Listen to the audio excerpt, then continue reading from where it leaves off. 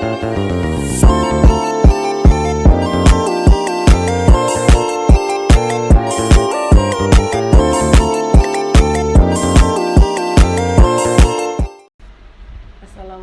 warahmatullahi wabarakatuh. Halo teman-teman, kembali lagi bersama saya Safitri Nasrun. Saya mahasiswa aktif semester 4 dari Universitas Hairun Ternate, Prodi Akuntansi. Baik, di sini saya akan menjelaskan sedikit apa itu tentang analisis konten. Yang pertama, pengertian analisis konten. Jadi, analisis konten adalah sebuah teknik penelitian yang digunakan untuk menganalisis dan memahami makna dari suatu teks atau komunikasi. Teks tersebut dapat berupa berbagai macam bentuk, seperti yang pertama tulisan, yaitu artikel berita, jurnal ilmiah, buku, dan postingan sosial media. Dan yang kedua gambar, yaitu foto, lukisan, dan poster. Dan yang ketiga ada audio, yaitu pidato, rekaman musik, dan siaran radio. Dan yang keempat video, yaitu film, iklan, dan video YouTube. Selanjutnya yang kedua yaitu tujuan dari analisis konten. Tujuan utama dari analisis konten adalah untuk menemukan pola makna yang tersembunyi dalam teks atau komunikasi. Hal ini dapat dilakukan dengan berbagai cara, yaitu yang pertama menghitung frekuensi, yaitu menghitung beberapa kali kata atau frasa tertentu yang muncul dalam teks. Yang kedua, menganalisis tema, yaitu mengidentifikasi tema utama yang muncul dalam teks. Dan yang ketiga, memeriksa struktur, yaitu menganalisis bagaimana teks disusun dan bagaimana hal ini mempengaruhi mereka. Dan yang keempat, menafsirkan makna, yaitu mencoba memahami apa yang dimaksud oleh penulis atau pembicara dengan teks atau komunikasi tersebut. Selanjutnya, analisis konten juga dapat digunakan untuk berbagai macam tujuan, seperti yang pertama memahami budaya dan masyarakat, yaitu menganalisis teks dan komunikasi dari budaya atau masyarakat tertentu untuk mempelajari nilai, keyakinan, dan norma mereka. Yang kedua, mengevaluasi media massa, yaitu menganalisis bagaimana media massa meliput peristiwa tertentu untuk melihat apakah ada bias atau agenda tertentu. Dan yang ketiga, memahami efek dari komunikasi, menganalisis bagaimana komunikasi mempengaruhi pikiran, perasaan, dan perilaku orang.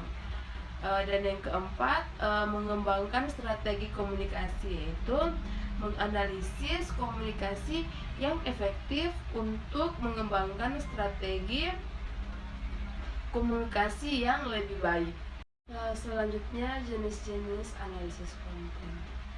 Ada dua jenis utama dalam menganalisis konten, yaitu yang pertama analisis konten kualitatif, yaitu berfokus pada makna dan interpretasi teks atau komunikasi. Yang kedua, analisis konten kuantitatif, berfokus pada pengukuran dan analisis data numerik. Selanjutnya, langkah-langkah melakukan analisis konten, yaitu langkah-langkah dalam melakukan analisis konten umumnya sebagai berikut. Yang pertama, menentukan tujuan penelitian, yaitu apa yang ingin Anda pelajari dengan melakukan analisis konten. Kedua, memilih sampel, yaitu teks atau komunikasi mana yang akan Anda analisis. Yang ketiga, mengembangkan kategori analisis, yaitu kategori apa yang akan Anda gunakan untuk mengkodekan data. Yang keempat, mengkodekan data, yaitu menerapkan kategori analisis ke teks atau komunikasi. Yang kelima, menganalisis data, yaitu mencari pola dan makna dalam data. Yang keenam, menarik kesimpulan, yaitu apa yang Anda pelajari dari analisis Anda. Selanjutnya, manfaat analisis konten. Analisis konten memiliki banyak manfaat, antara lain yang pertama yaitu dapat digunakan untuk menganalisis berbagai macam data.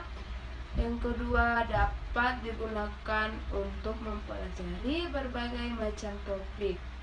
Yang ketiga, dapat digunakan untuk menguji hipotesis. Dan yang keempat, dapat digunakan untuk menghasilkan data yang dapat dikuantifikasi.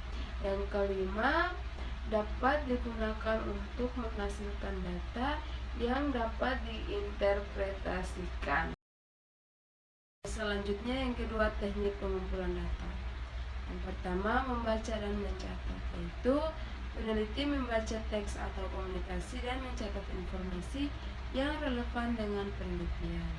Yang kedua, menyalin, yaitu peneliti menyalin teks atau komunikasi secara keseluruhan atau sebagian untuk dianalisis lebih lanjut. Dan yang ketiga, membuat coding. Peneliti membuat kode untuk setiap kategori analisis dan kemudian menerapkan kode tersebut pada teks atau komunikasi. Keempat, menggunakan perangkat lunak, itu ada beberapa perangkat lunak yang dapat digunakan untuk membantu proses pengumpulan data analisis konten seperti NVivo, Atlas TI, dan KDA. Dan yang ketiga, pertimbangan penting. Pertama, validitas itu data yang dikumpulkan harus valid, yaitu akurat dan mencerminkan realitas. Kedua, reliabilitas itu data yang dikumpulkan harus reliable, yaitu konsisten dan dapat direplikasi oleh peneliti lain. Dan yang ketiga, etika, yaitu peneliti harus memperhatikan etika dalam pengumpulan data seperti informasi, consent, dan privasi. Yang terakhir, kesimpulan, yaitu analisis konten adalah teknik penelitian yang kuat yang dapat digunakan untuk menganalisis berbagai macam teks dan komunikasi. Analisis konten memiliki banyak manfaat, tetapi juga memiliki beberapa kelemahan. Penting untuk mempertimbangkan manfaat dan kelemahan analisis konten sebelum memutuskan apakah itu teknik yang tepat untuk penelitian Anda. Baik, itu saja penjelasan dari saya tentang apa itu analisis konten. Semoga dapat membantu teman-teman semua. Terima kasih, dadah.